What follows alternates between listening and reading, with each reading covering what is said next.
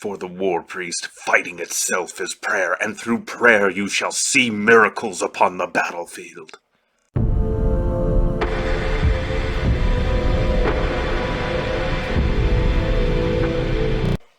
Hello everyone, and welcome back down here to the Gamer's Den, with me, your host, Jordan, your Master of Lore and Storyteller Extraordinaire, bringing you another episode of the Pathfinder Warpriest Guide, today taking a look at their second level spells. Now, before we dive on into that, if you're new here to the channel, go on down there and hit the subscribe button and become a regular member here at the Gamer's Den. Join that historic alumni. Or, if you've already made yourself known on such a legendary roster, then go on down there, hit the like button, and share the video far and wide to help the channel grow ever further.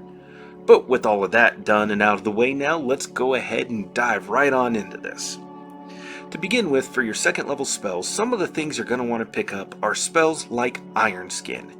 It's a standard action cast time, you target yourself, lasts 1 minute per level, and it'll grant you a +4 natural armor bonus that increases by 1 for every 4 caster levels above 4th, topping out at a +7 max at level 15. If you're hit with a confirmed crit or sneak attack, you can dismiss the spell effect to make those regular hits. So this is a spell that'll stay handy even at those higher levels, especially where rogues and assassins and the like are racking up significant sneak attacks.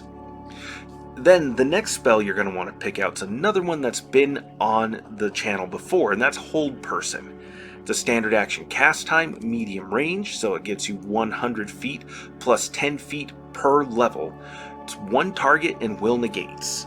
You paralyze one target in place, and they get a new save each round if they failed the initial save. Now, the advantages of this are obvious if you use this on an enemy wizard, some kind of big bad evil guy, or just whatever monster happens to be absolutely wrecking shop for you. But there are also other benefits to hitting other targets with this, such as the rider on the back of a wyvern or griffin or any other flying monster. Once they're stuck with it, their wings stop flapping and, well, gravity and nature take their course as they plummet to their doom. Or use this on somebody who's swimming away in a particularly, well, it doesn't even have to be particularly deep. Even if it's only a foot down and they're frozen in place, they're gonna drown. Awful way to go, but handy use for that spell. But then, going on from there, another useful pick is Resist Energy. Another standard action cast, touch range for one creature, and it lasts 10 minutes per level. You select acid, cold, electricity, fire, or sonic damage, and grant the target damage resistance of 10, 20 at 7th level, and then 30 at 11th level against that damage type. So this will just be absolutely useful, and the fact that it keeps scaling as you advance in level keeps it useful and handy, even if it's a second level spell. And when you factor in saves and the like, this will do a lot to take damage off the top of any attack that manages to land. Any energy type attack, that is. But then another pick that you definitely want to grab is Calm Emotions. It's much more useful than it sounds. Standard action to cast, medium range, so you get 100 feet plus 10 feet per level. Target creatures in a 20-foot radius, and it lasts 1 round per level with concentration. You calm emotions such as rage or joy, suppress the benefits of effects like Bless or Good Hope, or the effects of fear and confusion. So this spell can be used as a buff or a debuff depending on the situation at hand. Barbarian raging bearing down on you and you don't feel like dealing with that? Calm Emotions. Enemy caster has buffed a whole bunch of enemies in front of you and you really don't want to deal with that. Well, there you go. Somebody in your team has gotten hit with confusion, or several somebodies have. Well, now you've taken care of it.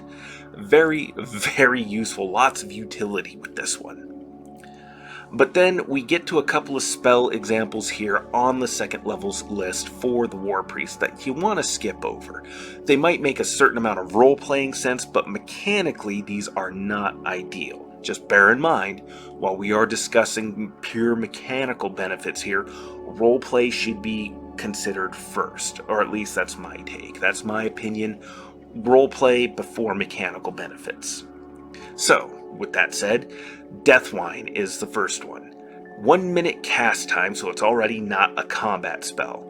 And it affects 1 potion touched, and it lasts 1 hour per level. You can turn a healing potion into a font of necromantic energy. The next necromancy spell cast by the drinker gains a bonus equal to the spell level of the potion. So, if you use a Cure Light Wounds spell, which is a first level spell in the potion, you get a bonus of 1 level. So if you're a level 9 caster using a necromancy spell and you drink this, you will count as a level 10 caster. Can certainly see the handiness, and it might be appropriate for a follower of some sort of death god that can grant you the appropriate necromancy spells to take advantage of this, but even still, you're probably better off just keeping whatever that healing potion was. And the next spell is another one that makes a whole lot of sense to me RP, but even with role-playing considered, it still is terrible. And that's Bestow Weapon Proficiency. It's a standard action to cast, it's a close range spell, 25 feet plus 5 feet for every 2 levels, and you target 1 creature, and it lasts 1 minute per level. And you give a target the ability to use a single weapon that they aren't proficient in. They have to be holding the weapon in order for the spell to take effect. And that right there, there's 2 problems already listed. 1, it only affects 1 creature, and they have to be holding the weapon. Now, the holding the weapon, I guess it makes a certain amount of sense. The spell energies synergizing with their mind, their body, the weapon, ingraining a certain amount of muscle memory with it necessary to be proficient, to not take those penalties. But it's only 1 creature.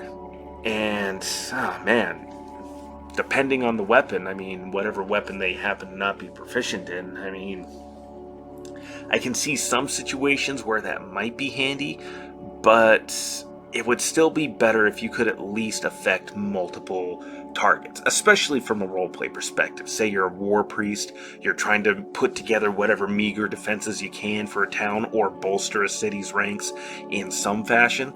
So you get a group of, 10, 20 commoners together and you hit them with this spell right before a fight. Even 10 or 20 people with spears is going to be dangerous for anything approaching, especially if they're in any kind of ranks and they hold their line. They're all going to get attacks of opportunity on whatever's charging up against them typically. And the fact that they're ranks and they're reaching over one another, so one attack of opportunity, then another attack of opportunity as the targets close into melee with that front line, that's still a decent amount of damage there. But you're only doing this for 1 target. If a player of mine were to take this spell, I would allow them to affect, say, 1 target for every 2 caster levels or something like that. Something to just make it that much better.